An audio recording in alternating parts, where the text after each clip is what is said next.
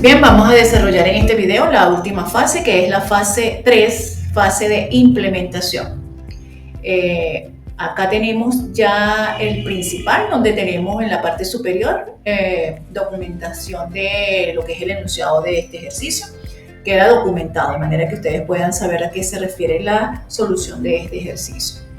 Bien, comencemos a ver cómo nos queda implementada la clase empleado. La clase empleado tiene el constructor que recibe 3 parámetros, que es el nombre, el sueldo base y los años de servicio del empleado. Con estos parámetros se procede a hacer la actualización de los atributos de la clase. El atributo nombre recibe el parámetro nombre, el atributo sueldo base recibe el valor del parámetro sueldo base y el atributo año de servicio recibe como parámetro el valor del parámetro año de servicio.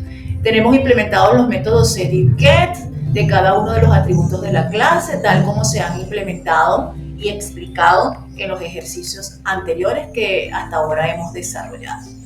Lo nuevo de este ejercicio tiene que ver con el uso de estructura selectiva. En este caso, la estructura de control que estamos utilizando es la estructura selectiva if y está presente en el método llamado aumento.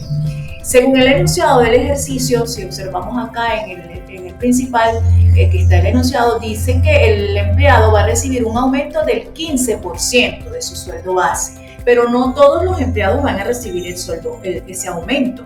Solamente si tiene más de 5 años de servicio. Quiere decir que ese aumento está condicionado de acuerdo a los años de servicio que el empleado tenga. Si tiene más de 5 años de servicio, entonces que opta a recibir el aumento. De lo contrario, no tiene aumento. Por eso la implementación del método aumento tiene una estructura selectiva if entre sus instrucciones. Y fíjense cómo queda. En la fase 1, la lógica de este método lo desarrollamos en pseudolenguaje. Acá tenemos, como estamos ante la presencia de un lenguaje formal, un lenguaje de programación formal, tenemos que utilizar la sintaxis y estructuras que él utiliza para trabajar las estructuras selectivas.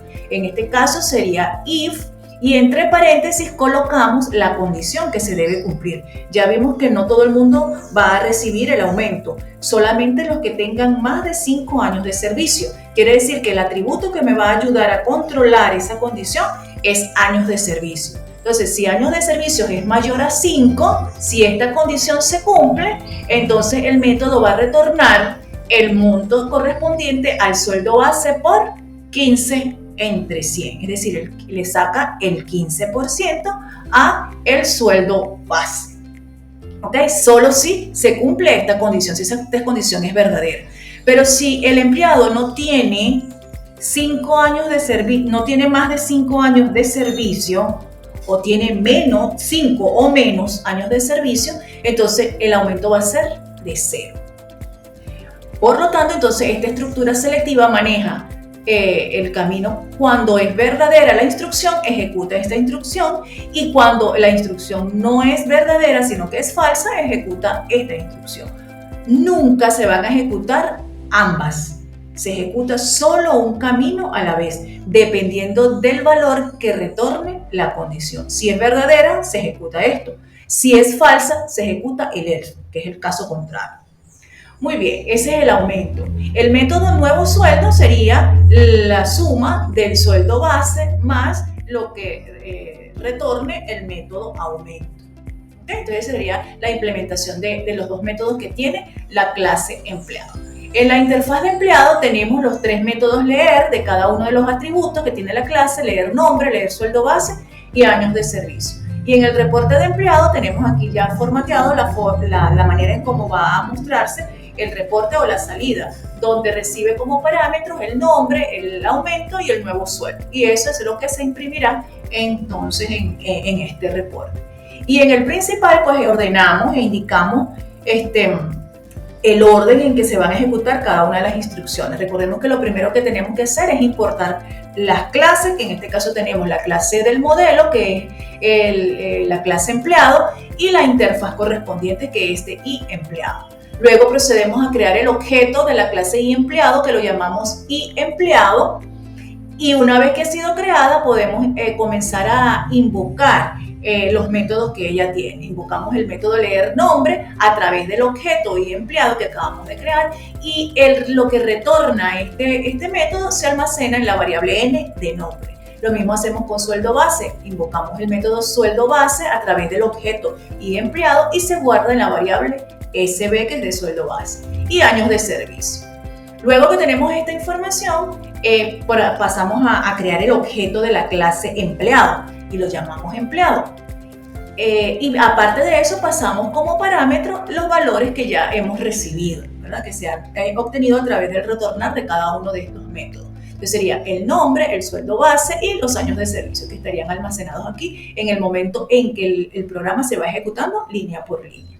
Lo que sigue es las dos instrucciones, que son lo que le dan el formato de reporte para que pueda verse en nuestro navegador. La primera línea, que es la de la salida, y luego donde le indicamos qué es lo que queremos que se muestre. Queremos que se muestre el reporte de empleado, y como es un método que está en la clase interfaz de empleado, lo llamamos a través del objeto y empleado. ¿Qué vamos a imprimir? El nombre, pero el nombre es un atributo que pertenece a la clase empleado. Por eso le anteponemos el objeto, empleado.nombre.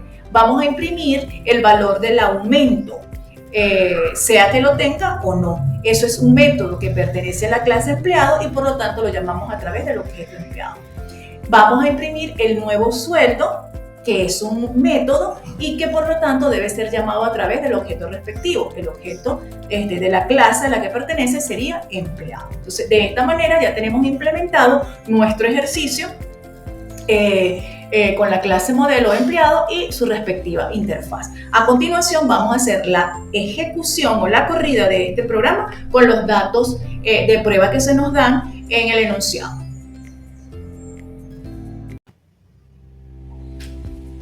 Vamos a introducir los datos de prueba que nos indica el enunciado. Introduzca el nombre, Luis. Sueldo base, 1.600. Años de servicio, 5. Observemos los datos de salida. Nombre Luis, aumento 0 y el nuevo sueldo sigue siendo el mismo, $1.600, como tú tenías su sueldo base.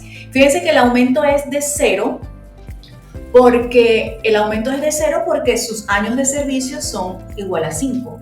El método aumento otorga el aumento en sí cuando los años de servicio son mayores a 5 años. En este caso, como Luis tiene 5 años, él no recibe aumento.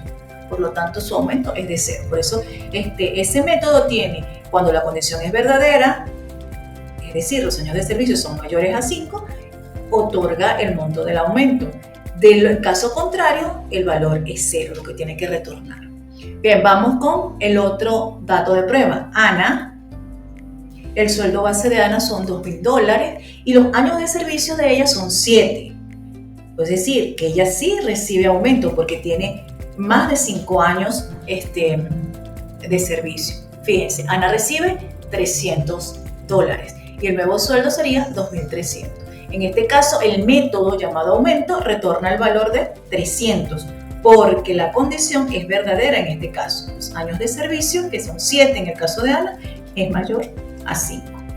Bien, de esta manera queda resuelto este ejercicio de estructura de control selectiva IF con sus respectivos datos de prueba.